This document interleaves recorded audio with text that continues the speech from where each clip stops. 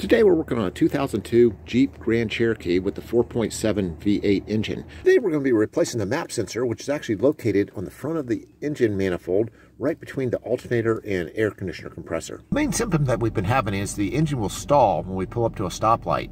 You'll probably notice that your check engine light is on. If you have the code red, you'll find it's a P108, which is actually a manifold absolute pressure sensor, or called a map sensor. After closely studying this out, I don't think it's actually worth the effort to try to get this map sensor out of here without removing the alternator. So we're going to go ahead and remove the alternator first, get a lot better access to it, and make sure we don't drop any of the bolts and stuff down into the engine compartment. First thing you must do before starting this job is to go ahead and remove the positive terminal off of the battery.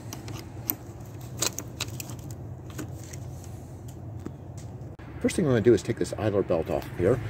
You want to make very sure you study the direction that this idler belt goes on before you take it off. If your car's like mine, it should have actually an idler belt routing diagram right here on the fan shroud. A ratchet wrench, and there's a spring-loaded idler pulley down here on the left side of the motor. You want to put the wrench right on the nut of the idler and then lift up. And when you lift up the ratchet, it actually takes the tension off the idler belt so you can slip it off the pulleys. We're not replacing the idler belt in this run. All you have to do is just take it off of the alternator and keep the idler belt in place on all the other pulleys, and then it'll go back together a lot quicker. Go ahead and remove this wire off the top of the alternator. If you don't remove the positive off the battery, if this wire touches any ground, it's going to spark.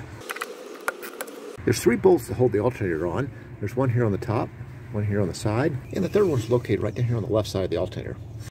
Once you get all 3 bolts out, it may still feel kind of snug in here, so you may have to take a screwdriver and just kind of lightly lift on the edge of it. Kind of lift it out of there. It's got 2 prongs that go over this piece of metal right here. It may be helpful to stick a screwdriver down here on the left side of the alternator, and as you rock it back and forth, you can kind of lift it out of there.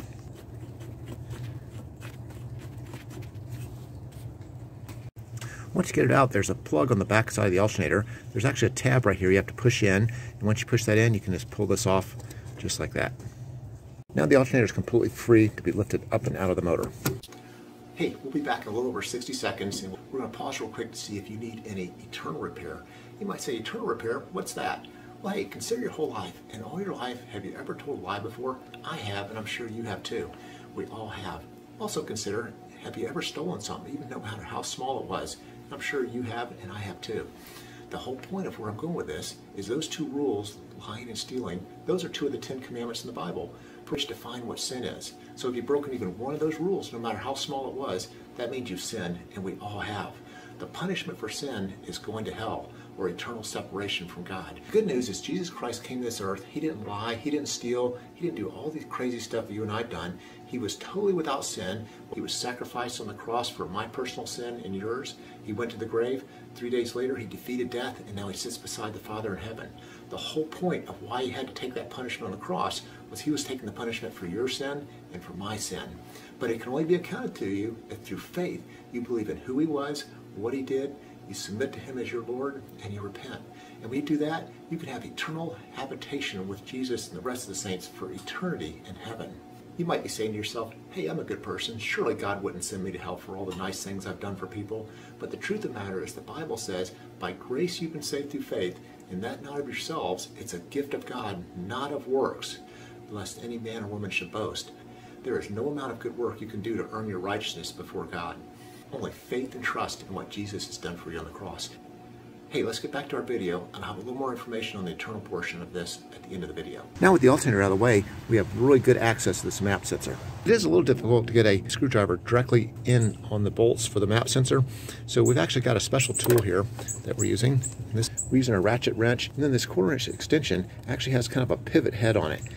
And then we've used a 1/4-inch socket, and then used one of these screwdriver tips for the T20 torque star bolt. Since this 1/4-inch socket is not magnetically drawn to the star bolt tip, we've actually wrapped a little bit of electrical tape on it to make sure we don't drop it down in the engine compartment when we start to try to reach it in there to get on the map sensor star bolt.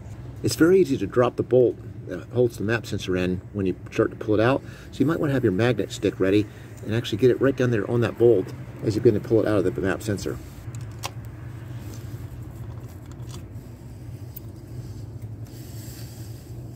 And there you go. Now we'll do the right side the same way.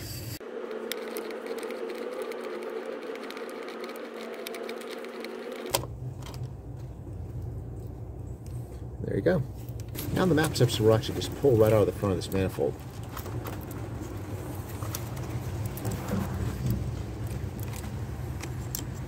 By pressing in on this tab right here, you can actually separate the plug from the map sensor.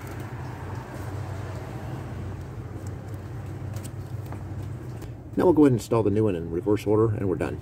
To put our bolts back into the map sensor, we're actually using our magnet stick right beside the torque strutting, and that kind of helps to hold this thing together so we don't drop the bolt. After starting up the car and run it just for a second, the check engine light will go off.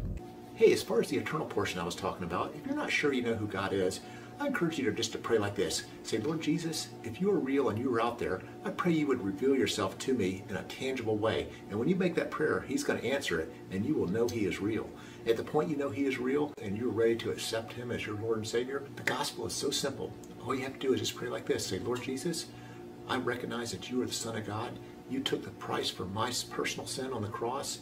I surrender my will to your will as Lord of my life. I repent of my sin. Thank you for loving me, forgiving me, and accepting me into your eternal habitation. That's just how simple it is. But the catch is that just saying those words won't do anything for you, only unless the heart believes the words that you're speaking. For the Bible says in Romans 10:9, if you confess with your mouth Jesus Christ is Lord, which I just did, and you believe in your heart God raised him from the dead, you will be saved. Salvation only comes through faith and believing. Hey, if you get a chance, visit our website, eternalrepair.com, where we have a lot more information about your walk with Jesus Christ. That's eternalrepair.com. Thanks for watching.